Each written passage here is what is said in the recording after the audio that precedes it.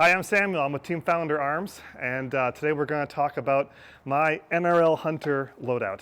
So I just got done shooting the Tikka NRL Hunter Little Hunt in the Prairie last week with my teammate Matt Bauer. We shot team divisions this year, and you guys may have seen a gear breakdown video from me last year. So want to go over the gear again, talk about kind of what I changed coming into this year.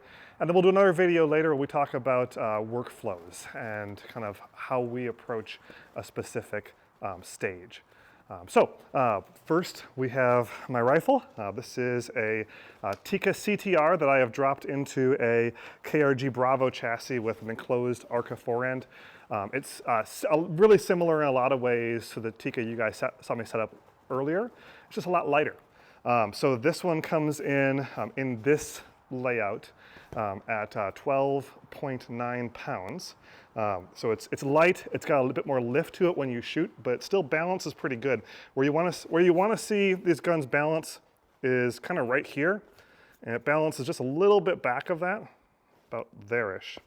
A little bit farther back when you put a loaded magazine in, which is good enough for what we're doing. Because in NRL Hunter, I find myself shooting off of a tripod about 90% of the time, which means I can put the tripod about here and the gun is balanced nicely. I've got a proof carbon fiber barrel on here because I burnt the first barrel out in this gun. I know that there is a lot of internet discussion about carbon fiber barrels. I have shot multiple 10-round groups with this barrel that are under an inch at 100 yards. In fact, almost all the 10-round groups that I've done in testing have been under an inch. The best have been 0.5 inches at 100 yards for 10-round groups. So this is a very accurate barrel, and it's more heat resistant than you would think. You will start to see thermal drift on any carbon fiber barrel, on any barrel really, but especially on these super thin carbon fiber barrels. But this one, I start to see it around between that 10 to 12 to 13, 14 round mark. So in NRL Hunter, we're going to be shooting 8 rounds during a stage if something went badly wrong, ideally only 4 rounds, and so that's plenty. And I'm going to be competing with this gun with a slightly different bipod to stay within weight for PRS Sportsman division this year as well. So I like this gun a lot. This is an Able Company Theorem can that I've got on the end. It's titanium, super light. This is a Leupold Mark 4. I have 2 Mark 5s and a Mark 4. We'll do another video on that later, but I would say that the Mark 4 is an excellent, excellent value optic. I do have a bubble level on it because making sure that your rifle is level is very important, like we talked about before. I also run a timer on this. The timer, we'll talk more about that in the workflow video, but I have it set to alert at 3 different points. So during a 6-minute stage for a team, I have my timer set to alert at 4 minutes remaining, 2 minutes remaining, and then a third time with 10 seconds remaining. The reason being is my teammate and I cut ourselves off if we can't find a target at a certain point to make sure that we gather all the points that we can, because NRL Hunter is blind stages. Yeah, so that's the rifle. I'm really happy with this setup. Like I said, this is my second barrel. I'm about somewhere between 3,000 and 4,000 rounds through this Tikka, and couldn't be happier. The biggest changes that I made this year was tripod and OBi Links. So we'll talk about that next. So tripod.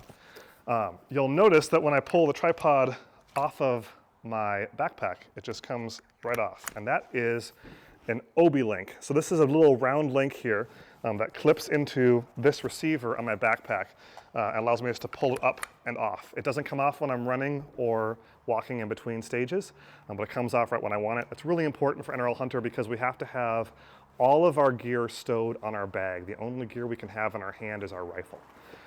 And so if I can spend, take a half second to pull it off of the front of my bag versus putting my bag down, unclipping it, untying it from the back, that saves me 10, 15 seconds in the timed runs that I've done. And that's 10, 15 more seconds I can spend building a good position or looking for targets. So these OBi Links, and I have one on my shooting bag as well, were definitely something that it's been a good add for us this year. I resisted adding them last year because of costs, and unfortunately, they're worth the money. That's the OBi Links. The tripod. This is a 2Vets Recon V2 LSI. So what that means is it's a 2Vets tripod. It's a Recon, so it's their 3-section one. You can see 3 different sections here, and it's pretty tall. That's the tall height for it. Obviously, the short height is this right here. So it's a good range of adjustment. That's what the Recon means. LS means leg stopper, which means that it won't, the legs won't collapse past the center point. And then I for inverted.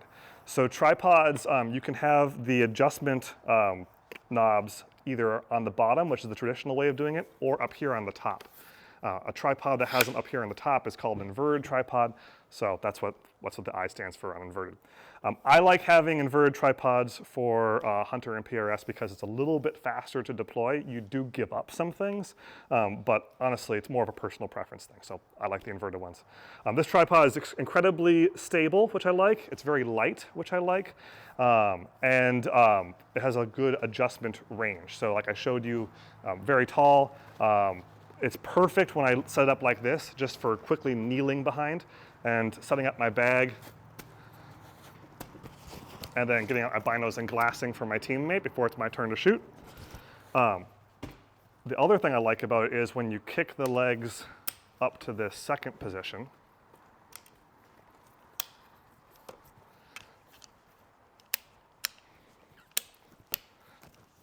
it is the perfect height for me for sitting behind and shooting. And the way that the scope is set up from a height perspective on this gun, it's an absolutely ideal height for me to sit behind and shoot on this tripod.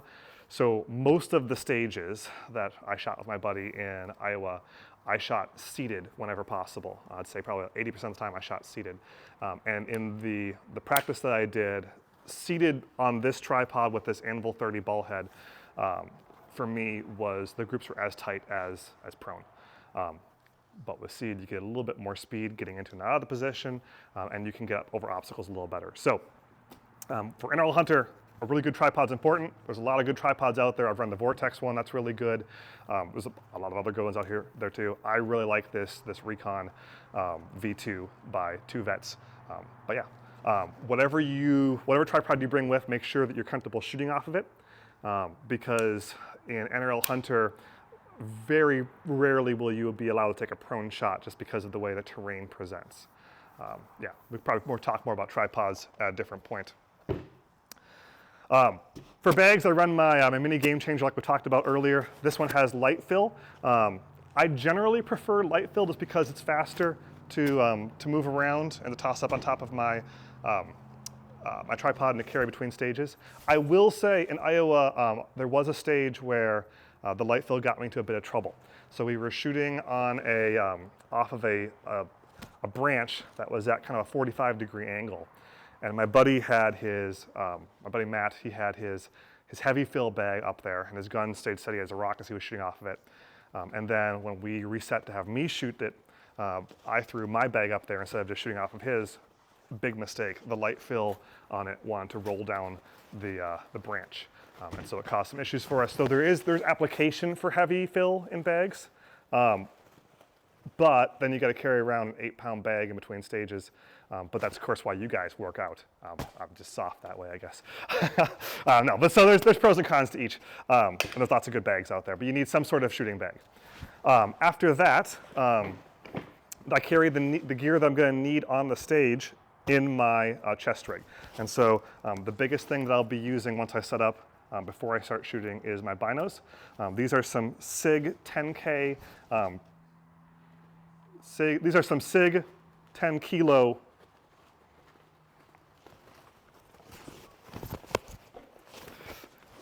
These are some Sig Kilo 10K ABS binoculars, the Gen 2 version. Sig is going through a bit of a hard time in PR right now. And so we're not going to talk about Sig guns or anything in this video or that whole incident in general. Just objectively speaking, these binoculars meet my needs in a few ways. They have really good onboard AB ballistics the elite version, they have super fast returns and they have a super good laser. So last year I was at a match in Wyoming, in Laramie, and there was a lot of fog that rolled in during the match, and I was getting false returns off of the fog with the laser rangefinding binos that I was using at the time. There were 2 binos at that match that were consistently punching through the fog. One of them was the new Vetronics. Those are amazing binos. And then another one was these Sig 10Ks. So the laser on these is really good. The ballistics computer on them is really good. The HUD on them, when you look through them, it brings a lot of good information to the table. So I did a blog post on our blog about different rangefinding bino options. These are the ones that I use. They meet my needs really well. Yeah, that's the binos. So that's the first thing I'll take out. I'll throw those on top of my bag, which is on top of my tripod, lays the targets, and then I will read off, in the binos, I have it set up so that the HUD reads off my partner's ballistics information. I'll read those off to him, and then as I'm reading it to him, the ballistics information, the holdovers, I will be marking on my arm board the range for myself. So when it comes time for me to shoot, I'll just reference my arm board, and I'll have the dope for my gun that I'll need to adjust from that. I have in this herbal stock chest rig, I run my magazine that I'll be loading after my partner calls clear. I also run a backup mag on my belt. I won't use it on the clock, but I do use it in between stages. I run a Kestrel in this other pouch. And what we use these for is figuring out the wind speed. Now, in the 6 minutes we have to shoot in the stage, if we're pulling out Kestrels and messing with them, something's gone catastrophically wrong. But in between stages, we'll walk around and try to get a feel for what the wind is doing. Now, it's always gonna be doing something different in the valley or whatever terrain feature you're gonna be shooting over, but at least it gives you a place to start. And so because I use it so much, I keep it on my chest rig. Everything else is in the bag. I shouldn't need to be digging around in my bag at any point during the stage now that I have these OBi Links. My partner Matt had the idea that because we've got most of our gear on our chest rig and on these OBi Links, that maybe we just run smaller bags this year, and that was a great decision. So I ran a much smaller bag this year. Everything that I need for the whole day has to come with me out of the car, but I don't need that much, and what I have is in here. So we'll go through what's in here. So on the top, I've got a rain cover for my gun. Basically, it just covers the scope and the action in case it starts raining. I have fix-it sticks. I have preached the gospel of fix-it sticks before. I resisted buying fix-it sticks for 10 years because I thought they were too expensive, or however long they've been out. Because I thought they were too expensive, and my only regret is not buying them earlier, because I use them, I'm not kidding, probably on a weekly, if not bi-weekly basis since I bought them. So fix-it sticks come with, in case something on this system comes loose, we can fix it with the sticks. You're welcome for the advertisement, fix-it sticks. Also on top here where it's easy access is I have this bag. This is essentially, it's got lens cleaner in it. It's got some spare batteries for the Kestrel, the laser rangefinder, the timer, anything that we may be using during the course of the match, spare batteries are in here, so that if something goes out, we can fix it really easily. That's the top. On the inside of the bag, so this is the most important thing, and I'm not going to show you what's in this bag because this is our secret weapon.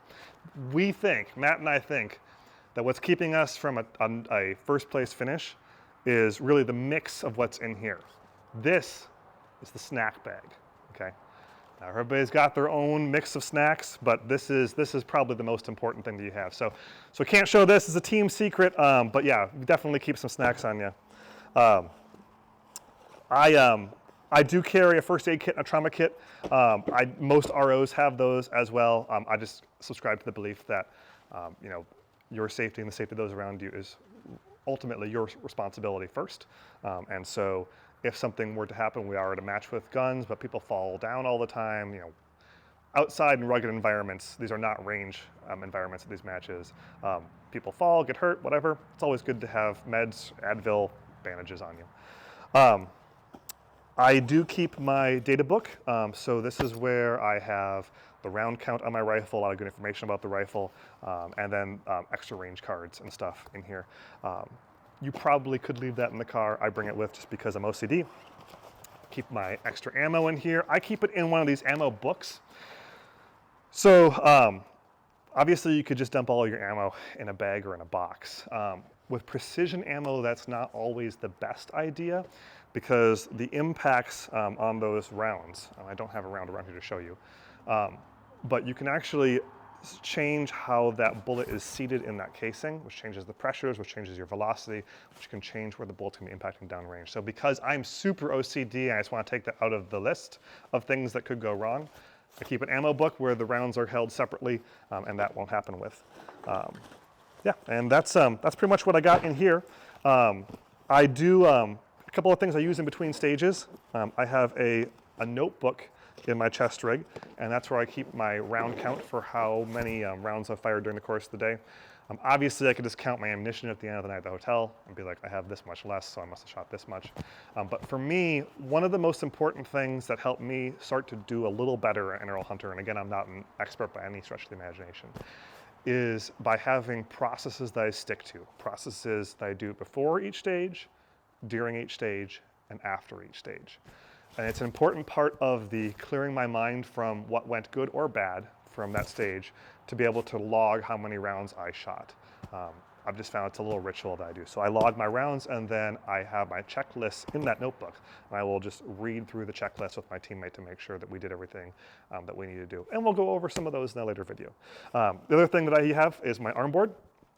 So I have all of my data for this gun in the atmospheric conditions that we'll be shooting the match in on this arm board. I use a wet erase marker, not a dry erase marker. I used to use a dry erase marker. And you may say to yourself, why do you no longer use that? Excellent question. Because sometimes when you're pulling your backpack off, your backpack can work as a dry eraser and erase the information that you all just marked down on your armband with your dry erase marker. And now you've got to rearrange all the targets, which could be very discouraging and may result in some swearing, hypothetically. So that's why I use a wet erase marker. I run my data for the atmospheric conditions on the outside, and then I run my partner's data on the inside, just in case we have an issue with the rangefinder, and it's not pulling up data that makes sense for us. Yeah, that's pretty much it. We went with a more, my buddy Matt, he had the line this year that we were gonna try and be as minimalistic as possible. And so it's a smaller loadout than last year, a lighter loadout than last year, but it was a good decision. It worked out really well for us in Iowa. We wound up taking 84% of the winner's score, so 84 points, which was the best performance we've had yet. Yeah, if you guys have any questions, feel free to drop them in the comments below or shoot me a note. I'm happy to answer any questions you may have on gear.